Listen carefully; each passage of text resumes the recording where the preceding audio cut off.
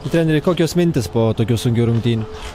Nu, mintis, nežinau, bet turbūt norėčiau padėkoti sirgaliams, kad atėjo mūsų palaikyti, kad ir kėlinės pradžios buvo nekokios, bet nieks neišėjo, liko laikyti. Ačiū už tą, kai sakoma, jų džiaugsmą, už to mūsų vienintelio įvarčio, kai sakoma, įmušė vienintelį įvartį, bet visi džiaugiasi, lyg būtų pergalingas. Tai norėčiau jiem padėkoti, kad ateina palaikyti ir labai šaunu, kad kiekvienose rungtynėse vis daugiau, tai tikiuosi, su laiku mes tikrai užsiauginsim nemažą kiekį žiūrovų.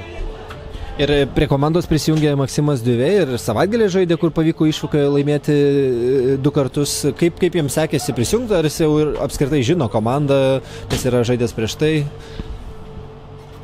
Prisijungė, nes tuo momentu buvo be klubo, nebuvo kur žaisti, tai mes jį, kadangi mes jį pažįstam, mes jį pasikvietėm pas save, kaip sakoma, toks, kad pasaugotų mažą kartą traumos ar kas, kaip tik Arkadijus mikrotraumą turi, tai kol gydosi, tai Maksimas, kaip sakoma, padeda mums. Ir paskutinis klausimas, tai liko 1 rungtynės ir šiandien minėjote, kad buvo labai daug žiūrovų ir iš tikrųjų palaikė, tai turbūt reikia tikėtis, kad tos varžybos bus paskutinės ir vėl susirinks tiek daug žiūrovų ir laukia geros varžybos.